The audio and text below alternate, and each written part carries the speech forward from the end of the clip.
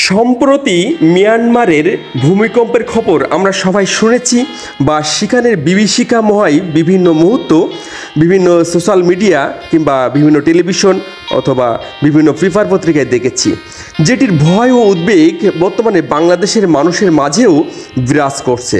বাংলাদেশেও এমন শক্তিশালী ভূমিকম্পের সংখ্যা আছে যেটি কিনা কিছুদিন আগে মিয়ানমার ও থাইল্যান্ডে ঘটে গিয়েছে। ভূমিকম্প সম্পর্কে যারা অভিজ্ঞ তারা বলছেন এমন ভূমিকম্পে যে শক্তি নির্গত হয় তা প্রায় ৩৩৪টি আণবিক বোমার সমান। এটা কি চিন্তা করা যায়? বিষয়টা কত ভয়াবহ। মিয়ানমারের এই ভয়াবহ ভূমিকম্পের স্থায়িত্ব হয়েছিল প্রায় ১ মিনিট।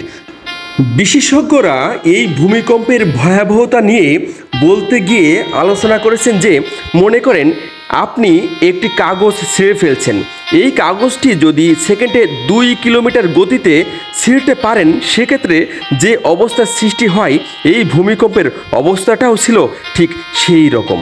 বাংলাদেশের রাজধানী ঢাকাসহ দেশের বিভিন্ন জেলা মারাত্মকভাবে এই ভূমিকম্পের ঝুঁকিতে আছে। যে কোনো মুহূর্তেই এমন ভয়াবহ বিভীষিকাময় ঘটনা আমাদের দেশেও ঘটে যেতে পারে। মিয়ানমারের মতো এমন ভূমিকম্প যদি ঢাকায় হয় তবে কি হতে পারে, আপনি কি সেটি একটি বারও চিন্তা করতে পেরেছেন?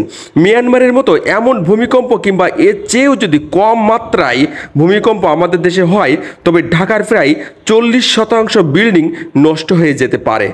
আমাদের দেশে ১৮৮৫ সালে একবার ৭.৫ মাত্রার ভূমিকম্প হয়েছিল টাঙ্গাইলের মধুপুরে। এরপর প্রায় ১৫০ বছরেও এমন কঠিন ভূমিকম্প কিন্তু আমাদের দেশে হয়নি। ভূমিকম্প আসলে কেন হয়, এটি হলে করণীয় কি বা বর্জনীয় কি বা এর কোনো প্রতিকার আছে কিনা, চলুন এই বিষয় নিয়ে একটু আলোচনা করি। ভূমিকম্পের প্রধান কারণগুলো হলো ভূগর্ভের প্লেটের স্থানান্তর। পৃথিবীর উপরিভাগ কতগুলো প্লেট দিয়ে গঠিত। এই প্লেটগুলো সর্বদা গতিশীল। যখন এই প্লেটগুলো একে অপরের সাথে ধাক্কা খায়, ঘষা লাগে বা একটি অন্যটির নিচে চলে যায় তখন ভূগর্ভে শক্তির মুক্তি ঘটে যা ভূমিকম্পের কারণ হয়। শিলাচ্যুতি, ভূগর্ভের শিলাগুলোতে যখন চাপ সৃষ্টি হয় তখন সেগুলো ভেঙে যায় এবং স্থান পরিবর্তন করে। এই স্থান পরিবর্তনের ফলে সৃষ্ট কম্পন ভূমিকম্প হিসেবে ভূপৃষ্ঠে অনুভূত হয়। আগ্নেয়গিরির আগ্নেয় উৎপাত, আগ্নেয়গিরির আগ্নেয় উৎপাতের সময় ভূগর্ভে প্রবল চাপ সৃষ্টি হয়। এই চাপের কারণেও ভূমিকম্প হতে পারে। ভূগর্ভের গ্যাসের চাপের ফলেও কিন্তু এটি হতে পারে, অর্থাৎ ভূপৃষ্ঠের ফাটল বা আগ্নেয়গিরির মুখ দিয়ে বেরিয়ে আসে তখন সেই গ্যাসের অবস্থানটি ফাঁকা হয়ে পড়ে আর পৃথিবীর উপরের তলের চাপ এই ফাঁকা স্থানে দেবে গিয়ে ভারসাম্য বজায় রাখে। তখনই ভূপৃষ্ঠে প্রবল কম্পনের অনুভব হয় যা ভূমিকম্প নামে পরিচিত। এছাড়াও মানুষের কার্যকলাপ যেমন খনি খনন বা জলাধার নির্মাণ কখনো কখনো স্থানীয় ভূমিকম্পের কারণ হতে পারে। ভূমিকম্প একটি প্রাকৃতিক দুর্যোগ যা সম্পূর্ণরূপে প্রতিরোধ করা মানুষের পক্ষে কখনোই সম্ভব নয়। তবে ভূমিকম্পের ক্ষয়ক্ষতি কমাতে কিছু প্রতিরোধমূলক ব্যবস্থা গ্রহণ করা যেতে পারে।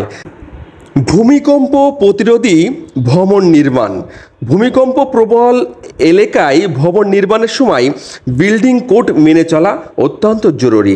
ভবন নির্মাণের সময় শক্তিশালী কাঠামো এবং উন্নত নির্মাণ সামগ্রী ব্যবহার করতে হবে।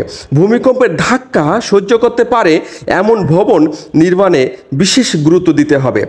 সচেতনতা বৃদ্ধি, ভূমিকম্পের সময় কি করতে হবে সে সম্পর্কে জনসচেতনতা বাড়াতে হবে।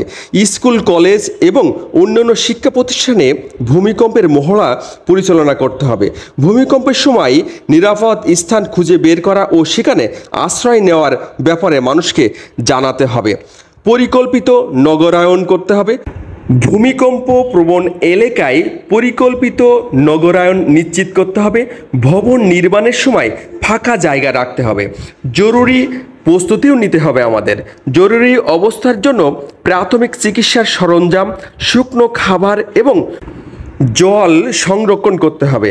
ভূমিকম্পের পরে জরুরি সহায়তা প্রদানের জন্য প্রস্তুতি নিতে হবে। জরুরি অবস্থার জন্য একটি পরিকল্পনা তৈরি করতে হবে।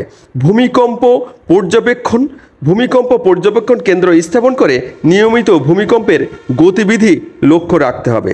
ভূমিকম্পের পূর্বাভাস দেওয়ার জন্য আধুনিক প্রযুক্তি ব্যবহার করতে হবে। সকলে ভালো থাকেন, ভালো থাকা হয় যেন। ধন্যবাদ সবাইকে।